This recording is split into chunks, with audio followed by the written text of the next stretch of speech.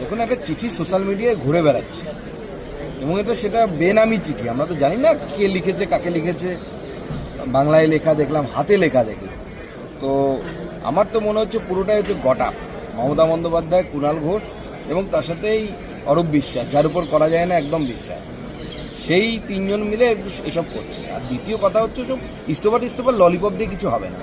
যারা বাঙালির মান সম্মান ভুলুণ্ঠিত করলো, লজ্জায় মাথা কাটা গেল, মুম্বাই পারলো, দিল্লি পারলো, হায়দ্রাবাদ পারলো, আমরা পারলাম না, তাদের একটাই সাজা হতে পারে, সেটা হচ্ছে অ্যারেস্ট বা গ্রেপ্তার। আর তার থেকেও বড় কথা, মুখ্যমন্ত্রীর পরিবারের লোকজন, কী সব ব্যানার্জি, আকাশ ব্যানার্জি, ছোট ব্যানার্জি, বড় ব্যানার্জি, সব যে ঘিরে ধরে মেসি কে ছিল, যার জন্য জনগণ দেখতে পায়নি, বাংলার যারা মেসির ফ্যান, ফুটবলের ফ্যান, তারা দেখতে পাননি, তাদের বিরুদ্ধে কে ব্যবস্থাটা নেবে? তারা কোথায় ইস্তফা দেবে? তারা কি ব্যানার্জি পরিবার থেকে ইস্তফা দেবে না কি ইস্তফা দেবে? মুখ্যমন্ত্রী কি ব্যবস্থা নেবেন তাদের?